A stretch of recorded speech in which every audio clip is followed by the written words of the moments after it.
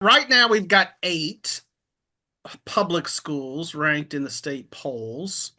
More than half of those are in six man, 5 of the 8. So those ranked teams are Robinson, Hamilton, Mart, Abbott, Jonesboro, Aquilla, Oglesby, and Iredell. Um, now, Technically, we have a whole lot more six-man teams in the state rankings since all of the six-man teams are ranked on sixmanfootball.com. well, yes, you're getting into Uber rankings, like Uh-huh, rankings of uh-huh. the entire state. I'm talking about the top 10, The top, although you're talking about the top 10 officially on Dave Campbell's Dave Texas Campbell's Texas football football, ranking. yes. Now they do expand it out for 6A. It's a top 25 for 6A. Mm-hmm, mm-hmm, mm-hmm. But we don't have anybody in there. So out of those teams that are not in the state rankings, not in that Dave Campbell poll, who do you think can go deepest in the playoffs? Well, I'm going to jump in first on this one. And I didn't necessarily discover this. I dug it up from the game that I was covering the other night. And I really think Greg Tepper and the squad over there at Texas football really needs to open their eyes to the Axel Longhorns. I mean, they've won 21 consecutive games in the regular season. And I know that they haven't played the toughest non-district schedule and their district may not have been loaded, but I mean, when you've won more than 20 straight games in the regular season, you probably deserve to be at least in the state top 10. And they're not exactly uh, just squeaking by either.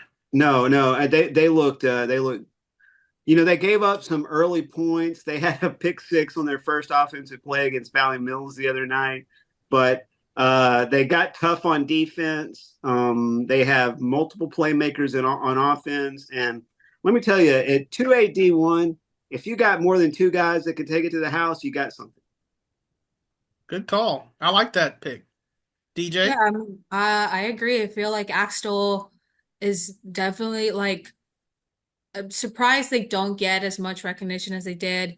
I mean, they were undefeated last year up until the postseason, and then coming in, they were obviously district favorites. Uh, they've got some tough spots that they got to iron out. And but like for your quarterback to go down and somebody else to step in and like not miss a step, um, it's pretty huge, and it speaks to how sound like their scheme is and their attack is. And obviously, they're not as big as other teams, but they're gonna beat you With speed. with speed and just with, tactics and tenacity. So, for sure, Axtell is up there. I think Whitney and Groesbeck are two other teams that I feel are a little bit underrated. Like Mm. obviously we talk about Whitney a lot and how good they've been and how good they're coming in this season. Whitney's playing Grandview, which is the team that beat them for the district title last year when we were for sure thinking that Whitney was going to be district champion. But obviously Grandview is great. I think that they've got a chance to take a step further than where they were last year. That Whitney game is interesting because I think they go from like Grandview being that big hurdle out there to like they're going to kind of be kicking themselves if they don't beat Grandview this week. I mean, the Zebras have faltered a little bit, and my gosh, I don't know how good Academy is or isn't, but Whitney just put it on them 2 weeks ago. So Yeah. Wildcats gaining steam, I think.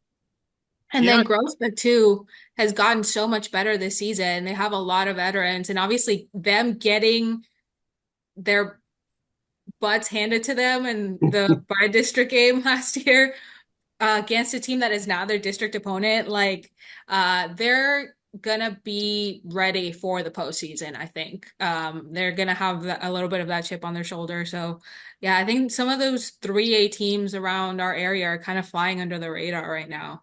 and I think that you make a good point there about them being ready for the postseason because I think when that Mahia Groesbeck district floated more east, it wasn't quite as strong. But now it's floating a little more west, and you get West and Whitney in the district. I like that. I mean, we got so sick of seeing Whitney and West play all those Dallas charter schools. We'd much rather see West and Groesbeck or Whitney and Mahia. I mean, those are much better matchups.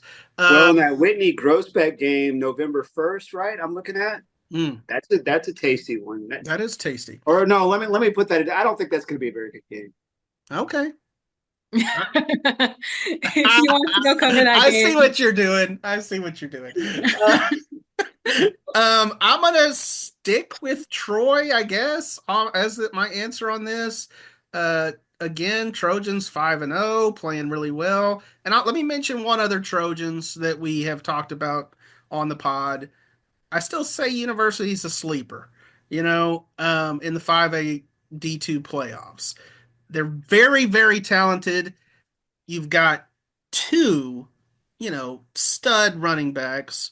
You've got a plethora of receivers. Keandre Brooks has really emerged as kind of a stud go-to guy for them. I know London Smith draws so much attention that I think it frees up opportunities for Keandre and Cade Bynum. But man, I still say obviously it comes down to matchups a lot of times in the playoffs and who you get, but University, I think they can make a run.